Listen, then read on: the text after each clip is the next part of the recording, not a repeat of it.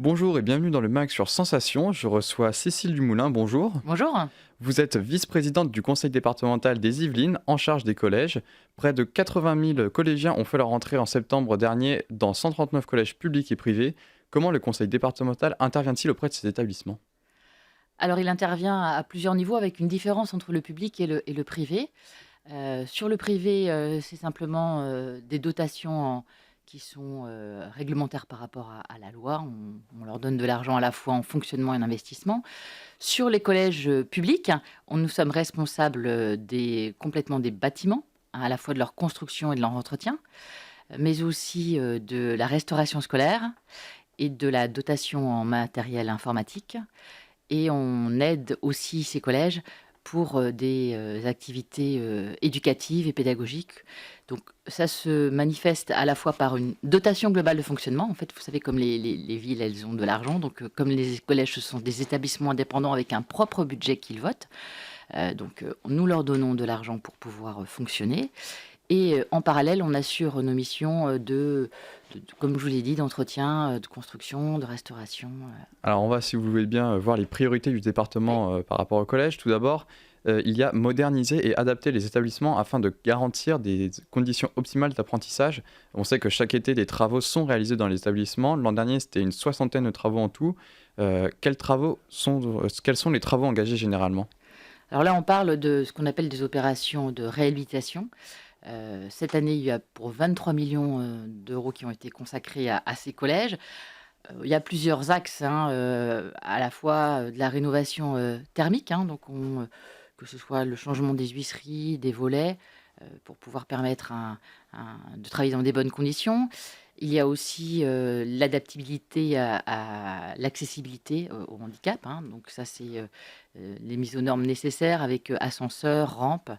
Nous avons, aussi comme travaux, tout ce qui concerne l'amélioration des conditions de vie. On peut, ce qui contribue au bon climat scolaire, des travaux dans la cour, en réfection de peinture dans les salles.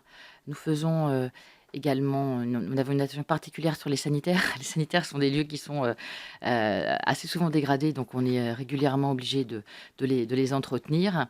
Il y a aussi tout ce qui concerne les préaux. Ce qui concerne la sécurité, donc on a mis en place la vidéoprotection, on en reparlera peut-être si vous le souhaitez, ultérieurement. Voilà, ce sont un petit peu les grands axes qui sont ciblés. En parallèle, on a voté un PPI, un plan pluriannuel d'investissement avec, des, opérations, dans 9 collèges. Donc là, ce sont des très grosses opérations, c'est-à-dire qu'on fait pour 3 collèges carrément une reconstruction. Donc ici, nous avons par exemple le collège Paul-Éluard qui sera reconstruit. Et nous avons pour 6 autres collèges des opérations de réhabilitation, reconstruction. Donc là, on a l'impression d'avoir un nouveau collège. Ça, c'est pour ces 9 collèges, c'est 200 millions d'euros. En parallèle, on a des collèges, qui ont été, identifiés, donc c'est même des lycées internationaux. Le lycée de Buc, le lycée international de Saint-Germain-en-Laye, le collège innovant, de Mantes et à Sartrouville également. Vous voyez? Donc on a des actions à la fois, pour améliorer les conditions de vie et puis on a vraiment cette volonté de reconstruire et de repenser le collège pour que ce soit un lieu avec, des modularités pardon des espaces, heu, qui Alors, soient vraiment accessibles. on va avancer parce qu'il y a d'autres sujets à Oui. traiter. Autre priorité, il y a soutenir le déploiement du plan numérique. Concrètement, qu'est-ce que vous faites? Vous distribuez des tablettes, vous aidez financièrement les communes à équiper les classes, quelles sont les actions? Alors le plan numérique des collèges, avait 4 actions au départ. Donc la connexion, au débit, donc ça a été fait depuis, déjà 2017. L'équipement de tous les collèges en Wi-Fi, donc ça ce sera, en 2020.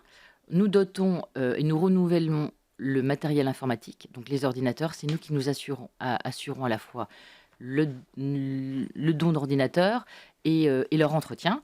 Et puis nous avons mis en place aussi, en 2015, une expérimentation tablette. Donc on a 17 collèges qui ont des tablettes, mobiles, donc qui sont utilisées en classe et qui peuvent ramener chez eux. Donc ça, c'est extrêmement intéressant parce que on n'a plus le poids du cartable. En parallèle, pour tous les collèges qui n'ont pas ces tablettes individuelles, on a des appels à projets. Donc, suivant leurs demandes, on leur fournit des classes mobiles, des web TV, web radio, imprimantes 3D. Voilà, donc on répond à la demande des collégiens. Et là, on va évaluer justement ce plan numérique pour voir comment nous allons poursuivre dans les prochaines années. Et enfin, en autre priorité, il y a offrir un quotidien à tous, un quotidien scolaire serein et épanouissant. Comment vous y prenez pour ça? Alors le quotidien scolaire et épanouissant, je vous dis, c'est aussi par tous les travaux d'aménagement dans les espaces, par la cour, les circulations, le CDI, la restauration. Ce sont des lieux de vie des collégiens. Les travaux dans les classes pour qu'ils travaillent dans des bonnes conditions. Et à côté, on finance aussi des actions pédagogiques suivant cinq axes, la sécurité et la santé, les voyages, des projets innovants. Les deux autres m'échappent, mais enfin, c'est la culture, les activités théâtrales et l'ouverture au monde. Voilà, donc ce sont ces cinq axes-là. Donc, c'est essentiel et on accompagne les collèges dans leurs demandes. Chaque demande de collège est spécifique, donc on essaie de coller à leur individualité. Alors, vous avez évoqué tout à l'heure la vidéoprotection. D'ici la fin de l'année, il y a 116 collèges yvelinois qui seront équipés d'un système de vidéoprotection. 3 ont déjà testé le dispositif à Poissy, Sartrouville et Jouarre-Pontchartrain. Pourquoi ce système a-t-il été mis en place et généralisé? On fonctionne beaucoup par expérimentation dans les Yvelines. On teste d'abord dans les collèges, comme pour les tablettes, on a testé dans quelques collèges avant de l'augmenter. On le fait parce qu'on pense que c'est important de protéger nos bâtiments des intrusions. Il y en a. Donc, on a des caméras qui sont intelligentes, qui sont reliées à un système départemental de vidéoprotection et qui sont actionnées par exemple, les sorties en fonction des horaires des collèges. Et dès qu'il y a un événement anormal, ça apparaît à l'écran. Et donc, du coup, l'opérateur qui est derrière peut tout à fait intervenir et prévenir le principal, la police ou la gendarmerie en fonction du cas. Pour ce qui est de l'intérieur des collèges, c'est sous la responsabilité du chef d'établissement. C'est lui qui va décider où les mettre. Donc là, on a à la fois un travail en lien avec les collèges. Je pense à quelque chose que je n'ai pas dit sur votre dernière question. Pour permettre de contribuer aussi à un bon climat scolaire, on a mis en place des chargés de prévention dans nos collèges. Ce sont 32 collèges qui sont concernés. Ces chargés de prévention, avec un profil plutôt éducateur spécialisé, ça a été confié à l'IFEP, interviennent à la fois dans les collèges et en dehors des collèges et font le lien entre l'établissement et les structures extérieures. Alors, une dernière question, parce que le temps avance. Le temps avance. Un point sur l'externalisation de la restauration Oui. scolaire. L'objectif du conseil départemental était d'uniformiser la qualité et les tarifs dans tous les collèges des Yvelines. L'an dernier, il y a eu quelques couacs dans plusieurs établissements. Déjà, pourquoi cette volonté de changement? Qu'en est-il aujourd'hui de la qualité des repas et finalement, des progrès ont-ils été faits?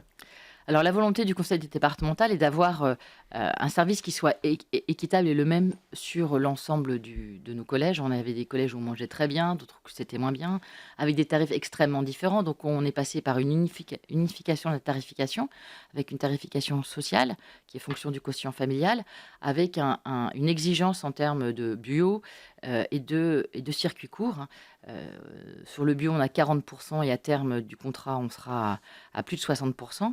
Sur les circuits courts, on a aussi des chiffres intéressants de l'ordre de 30%. Donc, la lutte contre le gaspillage est impérative. On a installé des tables de tri dans les établissements. On va mettre en place une usine de méthanisation pour récupérer les biodéchets. On a aussi, on s'est rendu compte, enfin on le savait, mais lors d'une enquête, ça nous a été apparu de façon évidente, que la production sur place était meilleure que la livraison de repas. Quand on a un chef sur place qui cuisine, c'est meilleur. Donc on a aujourd'hui 84 cuisines en restauration sur place.